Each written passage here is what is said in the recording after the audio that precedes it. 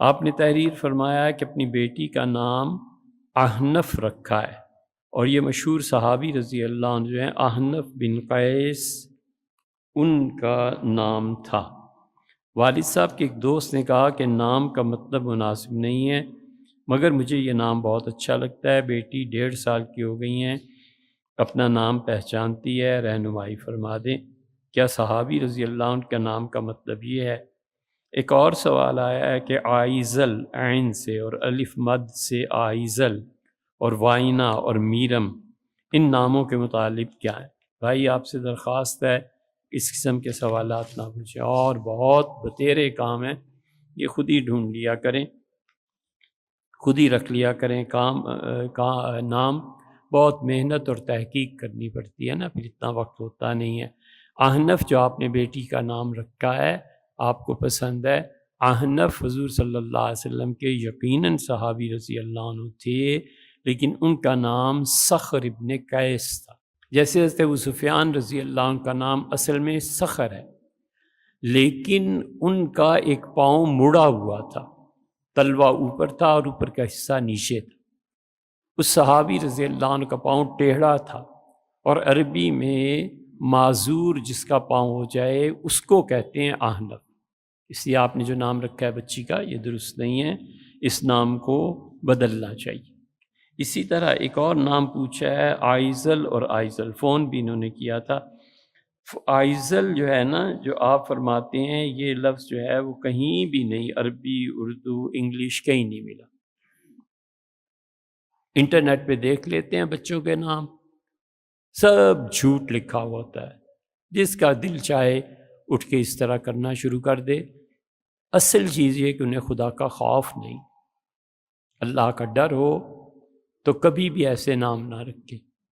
ایک نے لکھا، ایک نام پوچھا، اب اس کو دہرانے کا کیا فائدہ؟ انہوں نے کہا کہ انٹرنیٹ پہ دیکھ لیں، اس میں لکھا ہے، بھی انٹرنیٹ سے انہوں نے ڈاؤن لوڈ بھی کیا، بھیج بھی دیا، کہ حضور اقدس صلی اللہ علیہ وسلم کی قبر شریف پہ جو چھت ہے اسے کہتے ہیں۔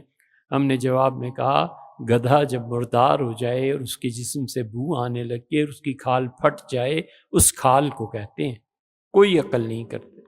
آئزل اور آئزل آپ نے دو لکھے ہیں، بالکل اس کے کوئی معنی نہیں۔ اس طرح کے ایک نام ہے آئیگل، اور آئیگل ترکی زبان میں چاند کو کہتے ہیں اور گل کہتے ہیں پھول کو، تو چاند اور پھول نام رکھ لیا، اب یہ کہ کوئی نام نہیں بنتا، فضول چیزیں ہیں۔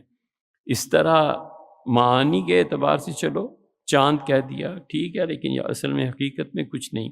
وانیہ، اس نام کے بارے میں آپ نے دریافت فرمایا کمزور عورت جس کی صحت ہی ٹھیک نہ رہے، اچھا چنا ہے، اچھا چنا ہے۔ سست عورت جو کوئی کام نہ کر سکے، سمجھے؟ اور جس خوشبو میں شدت پیدا نہ ہو سکے، یعنی خوشبو رکھتے ہیں کمرے میں تو پھیل جاتی ہے نا، تو جو خوشبو نہ پھیل سکے اس کے لیے بھی یہ استعمال ہوتا ہے، تو اس لیے یہ بھی نام وانیہ بالکل ٹھیک ہے جناب، اللہ تعالی مبارک فرمائے۔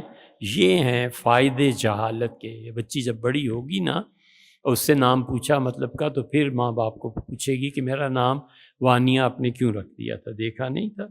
میرم، ارم، یارم، میرم کا مطلب ہے وہ جو کوئی چیز دانتوں سے پکڑنے کے لیے استعمال ہوتی ہے، دانتوں کو پکڑتے ہیں نا پلاس سے، میرم کا یہ مطلب ہے۔ یہ بیٹی کا نام ماشاءاللہ بہت اچھی بات ہے بھیا، یہ صیغہ ہے اس میں اعلیٰ کا، وہ نام جو ہتھیاروں کے لیے استعمال ہوتے ہیں، مثلاً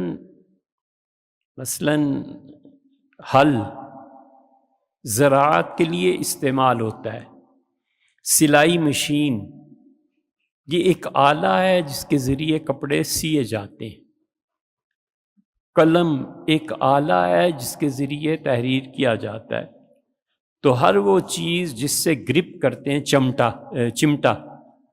چمٹے سے بھی خواتین روٹی کو پلٹنا، یہ وہ اس طرح کی چیزیں ہوتی ہیں، تو میرم کا یہ ہے، واریمہ یاریم اس سے نکلا ہے۔ اس لیے جتنوں نے بھی یہ نام رکھے ہیں نا، مبارکباد دینی چاہیے کہ اور نہ پڑھو اور اپنے فضول اوقات میں پتہ نہیں کیا کرتے ہوں گے، ہمیں اس سے بحث نہیں، لیکن یہ بچے بڑے ہوں گے نا تو پھر پوچھیں گے۔